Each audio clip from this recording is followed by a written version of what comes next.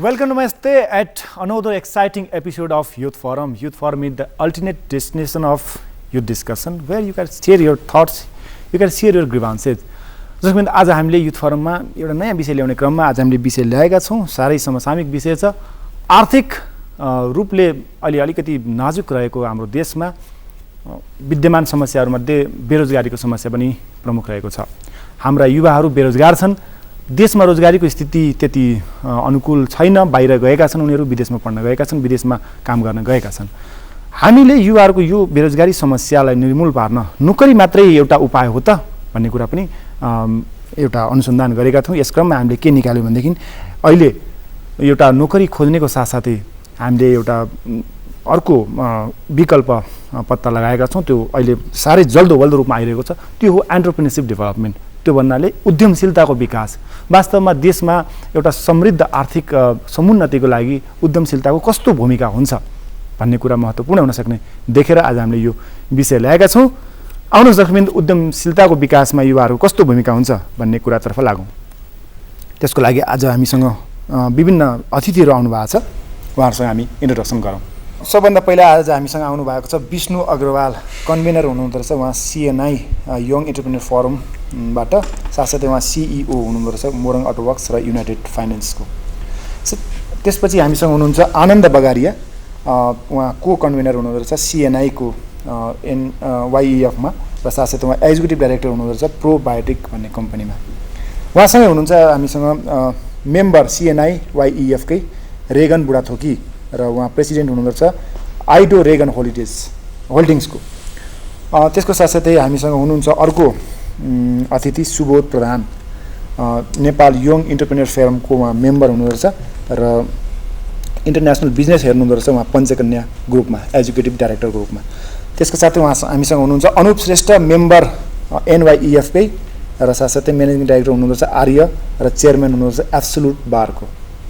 उहाँको छेउमा हुनुहुन्छ हामीसँग समीर थापा, मेम्बर NYEF को र फाउन्डर प्रिन्सिपल हुनुहुँदो रहेछ silver mountain school of hotel management. त्यसको साथै हामीसँग अर्को र अन्तिम हाम्रो अतिथि हुनुहुन्छ विनायक प्रसाद, उहाँ सेकेन्ड भाइस प्रेसिडेन्ट NYEF को र साथसाथै डाइरेक्टर हुनुहुन्छ DPB ट्रेडिङ कम्पनीको। त्यसपछि हामीले उहाँहरूसँगै विभिन्न कुराकानी गर्ने क्रममा अब हाम्रो कुराकानी सुरु गरौँ। विष्णु अग्रवालजीलाई म सोध्न चाहन्छु, नेपालमा कस्तो अहिले स्थिति छ र एन्टरप्रेन्योरशिपको डेभलपमेन्टको स्थितिमा यहाँ यो CNI मा हुनुहुँदो रहेछ, यङ एन्टरप्रेन्योर फोरम भनेर खोल्नु भएको रहेछ। कस्तो स्थिति छ र के पर्सपेक्टिभहरू छन् नेपालमा?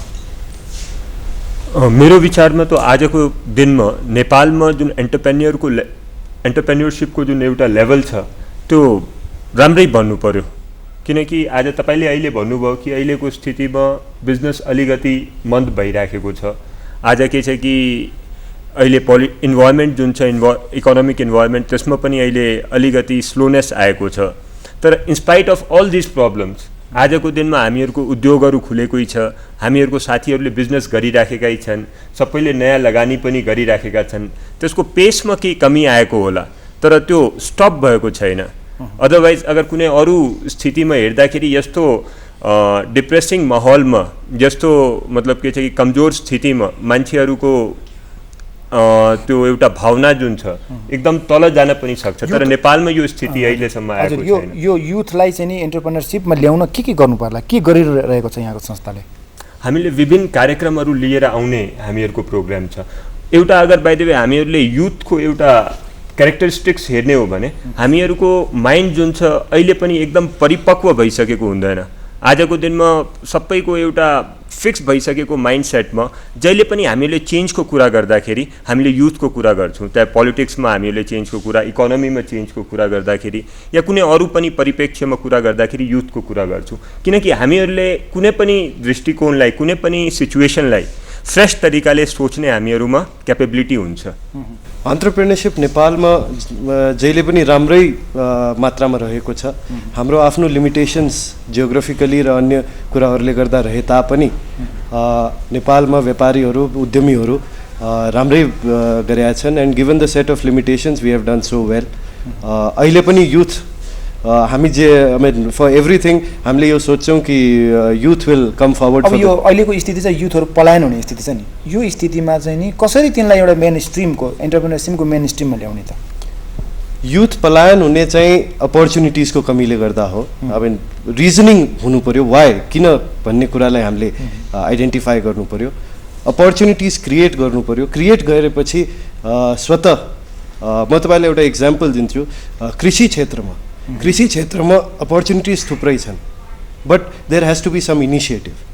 र आज यो फोरम जुन खडा भएको छन्, थुप्रै छन् युथ फोरमहरू, उनीहरूले इनिसिएटिभ्स लिने प्रयास गर्दैछन् र त्यसले गर्दा अब अहिले आउँदो भनौँ न युथले रेडी एउटा माहौल पाउँछ जसमा कि they can get involved and बाहिर जाने मानसिकतालाई छोड्न स्थिति सिर्जना हुन्छ भन्ने जस्तो लाग्छ। उनीहरूलाई चाहिँ एक्सेसिबिलिटी सजिलो भएको छ र त्यो एक्सेसिबिलिटीको चाहिँ युज गरेर हामीले चाहिँ अपर्च्युनिटिजहरू ट्याप गर्नुपर्ने मैले देखेको छु।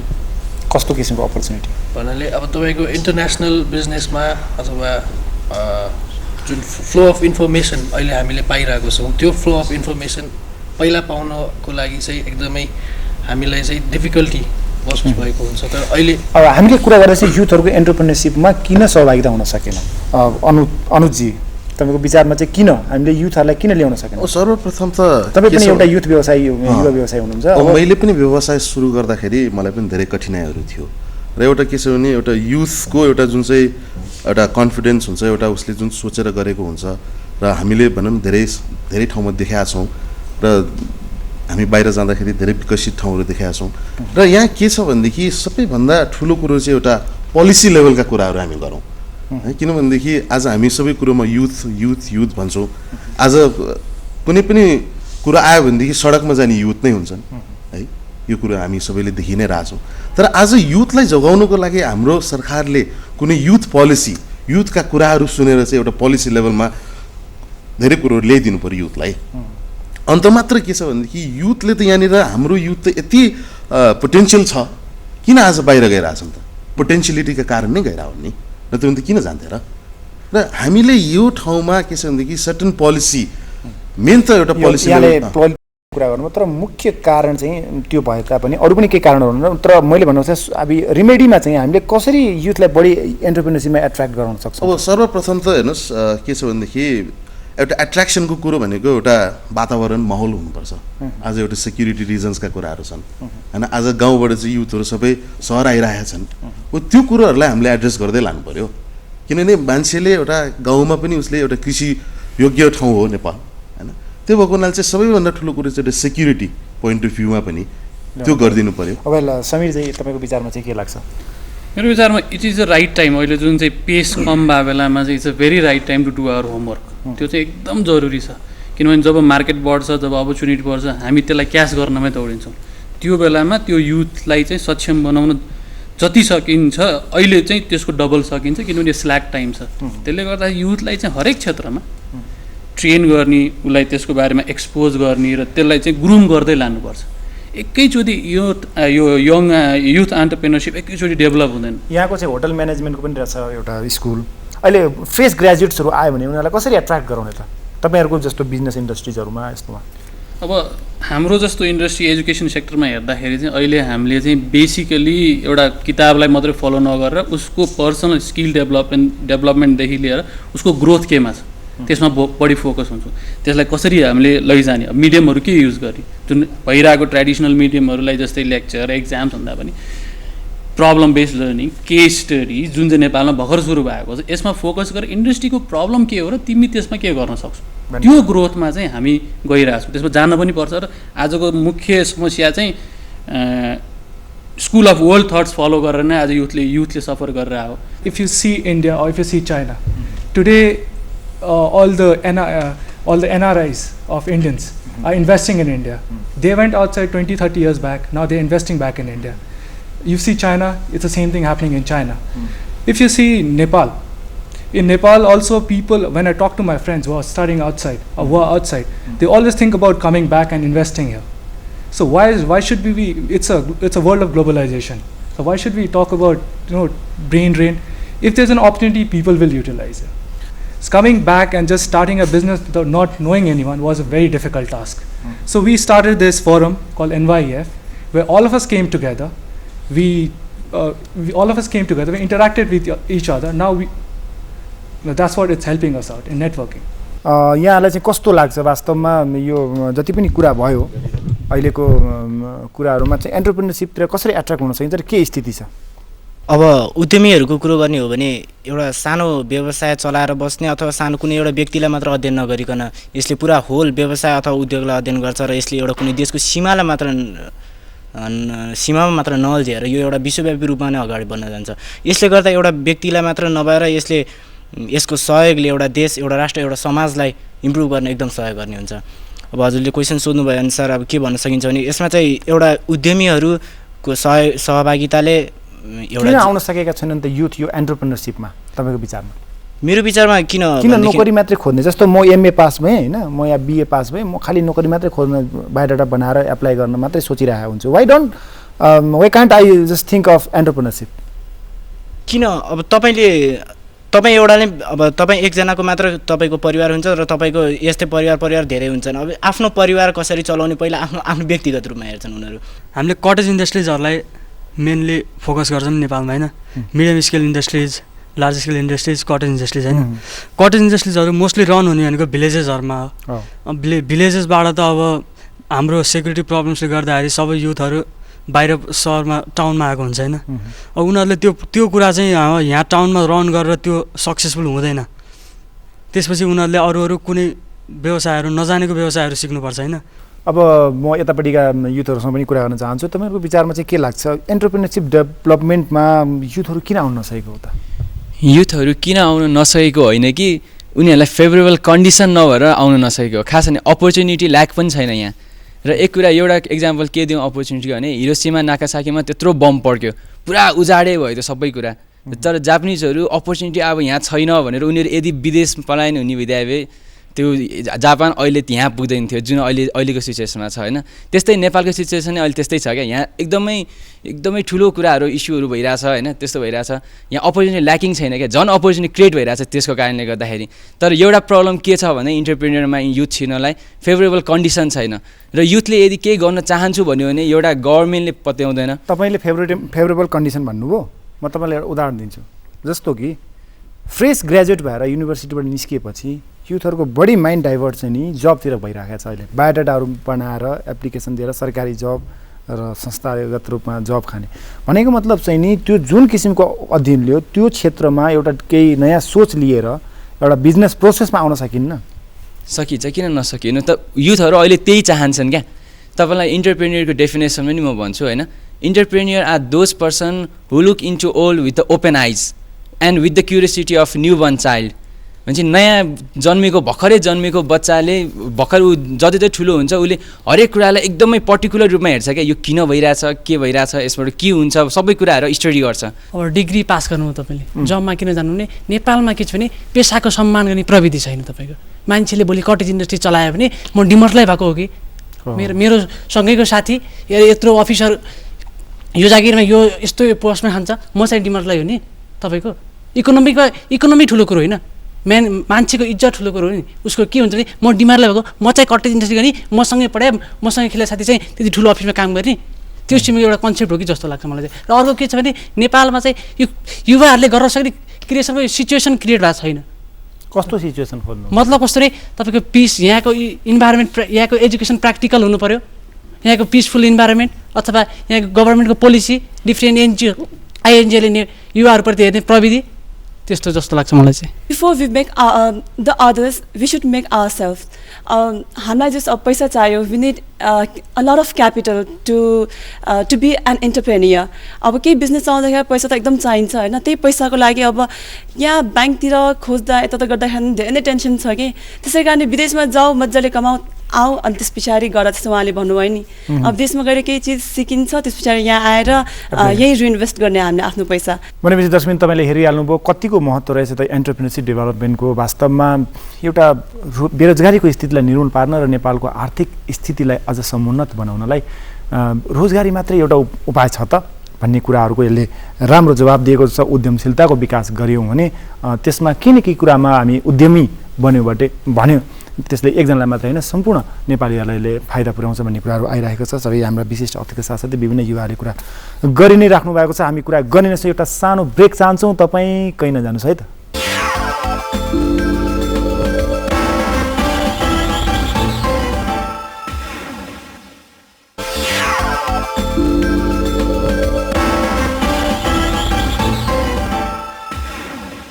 ब्रेकपछि फेरि पनि स्वागत छ दर्शक। तपाईँ हेर्दै हुनुहुन्छ युवा जागरणको यो कार्यक्रम युथ फोरममा आज हामीले विषय ल्याएका छौँ आर्थिक स्थितिलाई अलिकति भए पनि टेवा दिने खालको हामीले एउटा डिस्कसन गरिरहेका छौँ। यो एन्टरप्रेन्योरसिप डेभलपमेन्ट अर्थात् उद्यमशीलताको विकासमा युवाहरूको भूमिका कस्तो हुनुपर्छ, कस्तो भइराखेको छ, स्थिति जस्तो सुकै भए पनि युवाहरू कसरी आउनुपर्छ त उद्यमशीलतामा भन्ने विषय राखेका छौँ। अब हामी एउटा कार्यक्रमको अर्को सेगमेन्टमा आइपुगेका छौँ। यो इन्टरेक्टिभ डिबेट फेज सेक्सन हो। यसमा अझ पनि हामी सबै यो अतिथिहरूको साथसाथै हामी युवाहरूको इन्ट्रेक्सन एउटा हेरौँ, उहाँहरूसँग कुरा गरौँ।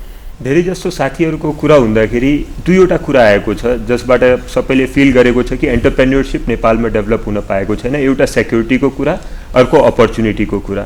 मैले यो फिल गरेको छु कि त्यसमा हामीहरूले युथले एउटा पोजिटिभ चेन्ज कसरी ल्याउन सकिन्छ। एउटा हामीहरूले अगर बाइ द वे नयाँ उद्यमहरू खोल्दाखेरि नेपालमा इकोनोमिक डेभलपमेन्ट आउँछ। इकोनोमिक डेभलपमेन्ट आउँदाखेरि नेपालमा बेरोजगारीको समस्या सल्भ हुन्छ। बेरोजगारीको समस्या सल्भ हुँदाखेरि त्यो हामीहरूको पोलिटिक्सको अहिले जुन एउटा कन्फ्लिक्टको सिचुएसन छ त्यसलाई पनि मद्दत गर्छ। हाम्रो अहिले यो बेरोजगारीको समस्या सल्भ हुने कुरा भनेको त पछिको कुरा हो। जस्तै अहिले पनि यही 1 महिनाभित्रै भयो युनिलिभर बन्द भयो, नेपाल लिभर बन्द भयो। चलिरहेको त्यत्रो ठुल्ठुलो इन्डस्ट्री त बन्द भयो भने युथहरू कसरी मोटिभेट हुन्छ इन्टरप्रेन्योरसिपमा? तपाईँ आफै भन्नुहोस् न।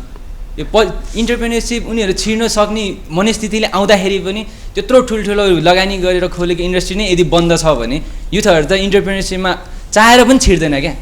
यङ एन्टरप्रेन्योरसिप र जब सिकिङ दुई बेग्लै कुरा हो र पर्सनल प्रेफरेन्सको कुरा हो। कसैले सेक्योर जिन्दगी चाहन्छ, कसैले अलि रिस्क लिने आँट हुन्छ, कोही चाहिँ एकदमै बढी रिस्क लिएर काम गर्न चाहन्छ। नेपाल लिभर कुनै उदाहरण होइन। उदाहरण किन होइन भने त्यो पनि एन्टरप्रेन्योरसिप ड्राइभबाटै आएको लगानी हो र अहिले पनि अपर्च्युनिटिज छन्। हामी आज लागिरहेछौँ, हामी अपर्च्युनिटी देखिरहेछौँ, त्यस भएर झन् कसिएर लागिरहेछौँ।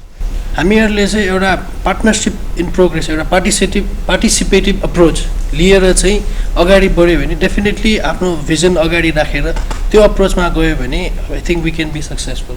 त्यो इन्टरप्रेन्योर बन्ने कति बेला हुन्छ भन्दा यदि त्यसको कुनै रिलेटिभ्सको कुनै आफ्नो प्यारेन्ट्सको कुनै नयाँ इन्डस्ट्री छ वा त्यो छ भने त्यसले नयाँ जेनेरेसनको इन्टरप्रेन्योर बन्न सक्छ। त्यो तर यदि त्यसको कोही आफ्नो इन्डस्ट्रीहरू कुनै छैन भनेपछि सपोर्टिङ कुराहरू उहाँले कुरा गर्नुभयो। त्यसमा यसो अब भाइहरूको कुरा सुन्दाखेरि धेरै सान्दर्भिक कुराहरू पनि सुनियो। तर के भनेदेखि एउटा हरेस खानुपर्ने र हतोत्साहित भइहाल्नुपर्ने कुरो छैन। किन भनेदेखि हामी नै आज 6 जना हामी 7 जना बसेका छौँ। हामी नै एउटा यङ एन्टरप्रेन्योरको फोरममा आएर चाहिँ हामीले केही दुःख केही अप्ठ्यारोहरू सेयर गर्ने हाम्रो एउटा मौका पायौँ। तर के भनेदेखि यहाँनिर देखियो के भनेदेखि एन्टरप्रेन्योरसिपको कुरो जुन चाहिँ हामीले गरिरहेछौँ हाम्रो नेपालमा नभएको होइन, केही मात्रामा कमी भएको होला। मैले अघिदेखि कुरा सुन्दाखेरि हाम्रो नेपालमा छैन भन्ने कुरो सुन्दाखेरि मलाई पनि कता खल्लो लाग्यो कि हामी के एन्टरप्रेन्योर होइनौँ त भन्ने कुरो पनि मलाई त्यो लाग्यो। त्यही भएको हुनाले के छ भनेदेखि एउटा सेक्योर्ड बिजनेस, उहाँले भने जस्तै एउटा सेक्योर्ड बिजनेसको कुरोहरू भयो। एउटा एन्टरप्रेन्योरसिप जुन चाहिँ मनबाट जगाएर आउनुपर्छ। मतलब कुनै च्यालेन्जले फेस गर्छु भन्ने एउटा हिम्मत लिएर अगाडि हिँड्नुपर्छ। रोक्न चाहन्छु किनभनेदेखि तपाईँले एउटा मनबाट जगाएर ल्याउनुपर्छ इन्टरप्रेन्योर हुनको लागि भन्नुभयो। तर कस्तो हुन्छ भने अब अहिले हामी छौँ, अहिले पढ्दै गरेको अवस्थामा के हुन्छ भने हाम्रो आर्थिक अवस्था एकतिर छ, एकतिर हाम्रो पढाइ छ। अब मैले आर्थिक अवस्था सुधार्ने कि पढाइ आफ्नो सुधार्ने? अब त्यो प्रश्नमा के भन्न चाहन्छु भनेदेखि एउटा एन्टरप्रेन्योरसिप सबैमा हुँदैन। कसैको क्यालिबर टिचिङमा हुन्छ भनेदेखि कसैको क्यालिबर बिजनेसमा होला। विभिन्न क्यालिबरको पिपलहरू विभिन्न ठाउँमा छन्। तर आज हाम्रो बेसिकली कुरो चाहिँ के भइरहेछ भनेदेखि आज युवाहरू किन हतोत्साहित भइरहेछन् भन्ने कुरो मेरो लाग्छ। यो हाम्रो एउटा main focus of the topic हो। तर यसमा के छ भने एन्टरप्रेन्योर र जब भन्ने एकदम बेग्लै कुरो हो। मतलब कोही जबमा धेरै राम्रो हुन सक्छन्, जब गरेर चाहिँ होइन। एन्टरप्रेन्योर भनेको सबैजना एन्टरप्रेन्योर भयो भने जब कसले गर्ने त? त्यो पनि त हामीले विचार गर्नु पर्यो। As we all know that होइन अब पर क्यापिटल इन्कमदेखि लिएर हरेक वी आर भेरी पुवर होइन अब लाइक हाम्रो प्यारेन्ट्सको चाहिँ हाम्रो सबै लगानी भने हाम्रो कमाएको जति चाहिँ सबै हाम्रो ग्रेजुएसन गराउँदै सिद्धिन्छ अब after graduation we seek for job everywhere we go they ask for experience and if you go just for entrepreneur and we don't have money or there is no favourable condition to get the capital and all the requirements. A person has to be a leader. He has to be a risk taker. He just cannot say, I want to be entrepreneur and tomorrow I'll just start an entrepreneurship. I'll start a company. No one has ever started that way. The thing is that it should come within. You have to be a leader. You have to have that thing that I can do it.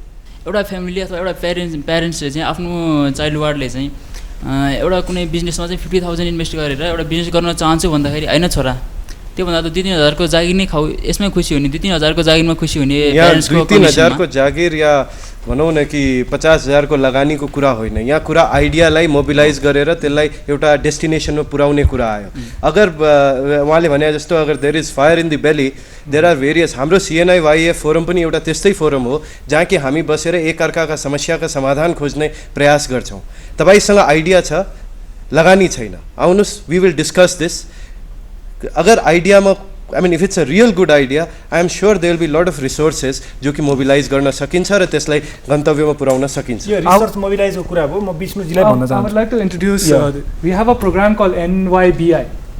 In this, we not only give soft loans to the people with skills and who's got ideas, we even provide them with mentor so that they can do their business. So we have a thing called NYBI in an organization. So those people who think they can do it, if you have a fire under the belly, you have to do it.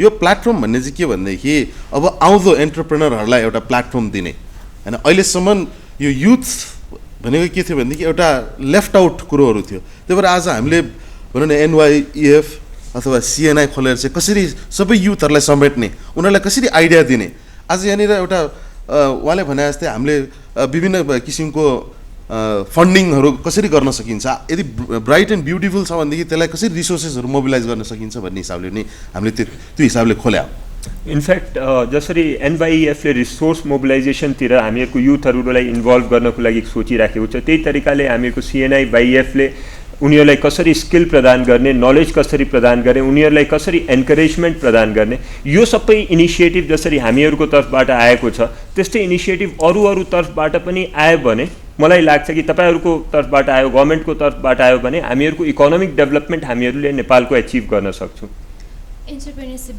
Business start गर्दाखेरि आफूले के खोल्दैछौ आफूले के गर्दैछौ भन्ने त आफूले थाहा हुनुपर्छ आफूमा भएको ट्यालेन्ट त आफूले पहिला थाहा हुनुपर्छ त्यसको लागि त हामीले एजुकेसनबाट अलिअलि आफूले के ट्यालेन्ट छ थाहा हुन्छ यसको ट्यालेन्ट पिकअप गर्न चाहिँ हाम्रो गभर्नमेन्ट अथवा यिनीहरू यो म तपाईलाई एउटा इन्स्टिट्युटहरुले चाहिँ के कस्तो म तपाईलाई एउटा उदाहरण दिन चाहन्छु एजुकेसन के गर्नुभयो र एन्टरप्रेन्योरशिपमा के गर्नुहुन्छ त्यसको तालमेल उहाँले भन्नु भएको चाहिँ एउटा सपोर्टिङ फ्याक्टर हुन सक्छ कि भन्ने कुरा एजुकेसन सपोर्टिङ फ्याक्टर हुन्छ मेरो एक्जाम्पल लिने हो भने म इन्जिनियर हो पर म कृषि क्षेत्रमा लागिरहेको छु हैन हो यही कुरालाई भन्छु चाहिँ किन डाइभर्ट हुने हामीहरु प्रोफेसन अपर्च्युनिटी जुन रिस्कको कुरा आयो रिस्क पनि त क्याल्कुलेटेड रिस्क हो नि नो पेन नो गेन भन्छ नि हजुर जस्तै आज इन्जिनियरिङ गरेर आउँदाखेरि इन्जिनियरिङ लाइन समात्नुपर्छ भन्ने जस्तो लाग्यो पर त्यहाँ त्यो बेला अपर्च्युनिटी खोज्दा जाँदाखेरि कृषि क्षेत्रमा अपर्च्युनिटी पाइयो तपाईहरु चाहिँ नि यो शहरमुखी चाहिँ नि किन चाहिँ उद्यम गर्न बढी गर्ने ग्रामीणमा चाहिँ तपाईहरुको कस्तो फोकस छ उहाँहरुको मैले यसमा एउटा कुरा के एड गर्न चाहन्छु कि ग्रामीण जुन क्षेत्र छ त्यो एन्टरप्रेन्योरशिपबाट छुटेको छैन आज कसैले एउटा पसल खोल्छ या कसैले यो सोच्छ कि यो सामान म अर्को भन्दा सस्तोमा उपलब्ध गराउँछु या यो सामान म यहाँबाट यहाँ सस्तो तरिकाले पुर्याउँछु यो पनि हामीहरुको एन्टरप्रेन्योरशिपको हो एउटा एक्जाम्पल दिउँ भने मेरो घर नेरीको एउटा अंकल हुनुहुन्थ्यो he started a business of needle एउटा किला बनाउने बिजनेस बनायो जब उले बिजनेस गर्यो होल मार्केटको बिजनेसम्यान ने उलाई हि देम फेल्ड हिम उले यति प्राइस घटाइदियो कि त्यो बिजनेसम्यान एक्जिस्टै गर्न सकेन अब यो केसमा के मार्केट छ एक तरिकाले कम्पिटिसन त हुन्छै हुन्छ तर एउटा आजको दिनमा के छ कि पैसा भन्दा पनि आइडियाजको पनि इम्पोर्टेन्स भइसकेको छ मान्छेले यस्तो धेरैवटा तपाईलाई एक्जाम्पल देखाउँछु जसले मान्छेले सुरु गरेका छन् without any kind of money तर के छ कि उनीहरूले with their ideas they have been able to establish and they have been able to do good so ideas is also equally important as the capital सर्वप्रथम त हामीले बार खोल्दाखेरि बार कसरी सञ्चालन हुन्छ भन्ने पनि थाहा थिएन है र हाम्रो माथिको कम्पिटिटरहरू त धेरै थिए, तर हामी त्यसमा 4 जना छौँ। हामीले रात दिन त्यसलाई चाहिँ बसेर यसलाई कसरी चाहिँ अब गर्छु त भनिसक्यौँ, त्यसलाई सक्सेस त गराउनु पऱ्यो नि।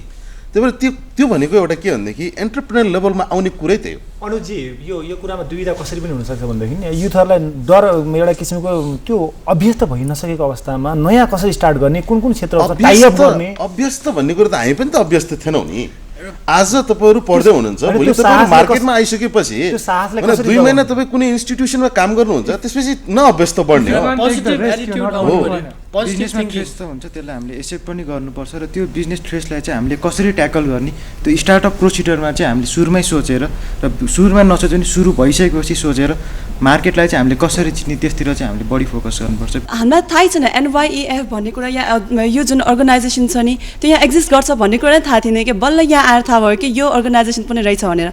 अब बल्ल त थाहा हुँदैछ भनेपछि अब यो इन्फर्मेसन फ्लो गर्छ, हामी त्यहाँ जाने भने चाहिँ कसरी थाहा हुने? होइन, यसलाई यस रूपमा लिउँ। तपाईँलाई व्यापार गर्न इच्छा लागेको छ, तपाईँलाई एन्टरप्रेन्योर बन्न इच्छा लागेको छ भने आँप खान इच्छा लागेको छ नि रुख तपाईँको आउने कि तपाईँ रुख कहाँ जाने? त्यो त हो कि, तर हुन्छ नि अब यहाँ यति धेरै छ अर्गनाइजेसन्सहरू, यति धेरैमा पनि तपाईँको फोकस कहाँ छ, कुन अर्गनाइजेसनमा जाने त्यो आइडेन्टिफाई त तपाईँले गर्नु पर्यो। आजकल त इन्फर्मेसनका स्रोत त थुप्रै छन्। एकचोटि नेटमा लग गर्नुहोस्, एन्टरप्रेन्योरसिप टाइप गर्नुहोस्, 50वटा इन्स्टिट्युसनको आँप कसले खानेर कहाँ रुख आँप आउने भन्दा नि त्यो रुख चाहिँ आँपको रुख कहाँनिर छ थाहा पाउनु पऱ्यो नि हामीले। त्यसमा चाहिँ एउटा के भन्छ भन्दाखेरि आफ्नो लागि आफूले केही गर्नुपर्छ। हेर्नुहोस् त्यसको रेडिमेड प्याकेज आउँदैन। हेर्नुहोस् होइन, रेडिमेड प्याकेज स्ट्रगल गर्न चाहन्छ भएको सोरसम्म त आफू जानु पर्यो नि। त्यसपछि त हामी छौँ नि, तपाईँहरू सुरुमा हामी कहाँ त आउनु पर्यो नि। अब हामी यसरी खोज्दै जान त सक्दैन। त्यो त सोर्स पनि हामीलाई अननोन भइरहेछ कि